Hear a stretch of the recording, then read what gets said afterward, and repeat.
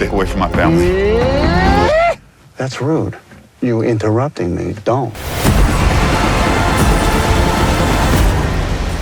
Hello, friends, and we're back with another one for Fantasia, and today we've got some Nick Cage goodness because Sympathy for the Devil premiered, and also for those that are unaware, Fantasia is doing a celebration of Nick Cage's career. So what better way to do that than have a film where Cage is doing his caginess. So when you see the trailer, you probably will assume that this is very, very amped up. But I will say, honestly, outside of Cage's performance, it's pretty subtle, pretty low key.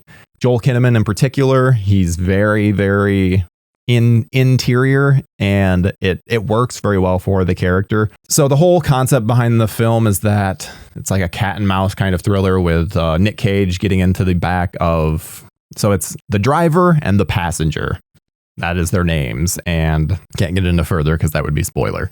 And they do a very good job with just the dynamic between the two. That's what the whole movie rides on, is these two. And there's a mystery because you just don't know why is the passenger so obsessed with this driver? Is it just bad luck, wrong place, wrong time, or is this something deeper? There's just a lot of moments that, like, the dialogue is really where the film shines the most, is just that it's so interesting to see these characters interacting, whether it's, you know, Nick Cage talking to a police officer that pulled him over, where he's like, flow of traffic. I've said this to so many different people after seeing this, where I'm like, flow of traffic.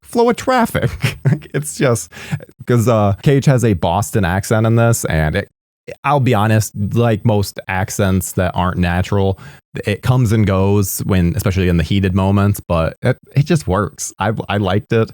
I like this version of Cage, and I can understand someone going into this and not getting as much out of it, but I actually was able to watch this twice because I was kind of mixed on it with the first viewing, and so I wanted to make sure to give it a fair shot, and so I watched it again, and I think this is a movie that definitely plays differently on a rewatch, and so that is another thing to take into note.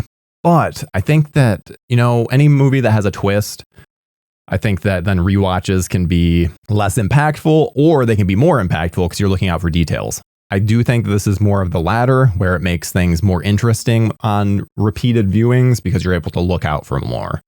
But I also would understand it not being quite as impactful for some people. But for me, it worked so well. And I mean, Nick Cage is the highlight, but Joel Kinnaman is really, really good as well. Surprisingly, there's not much else in terms of side actors. Other people just kind of come and go from the story. This is really Nick Cage and Joel Kinnaman's movie. But yeah, definitely make sure you check it out because this one will be releasing July 28th on the internet. So very, very soon you guys will be able to check it out. And so I'm sure many of you are Cage fans like I am. So yeah, check that out. And I mean, that's really it. We'll see you guys in the next Fantasia review. Bye-bye.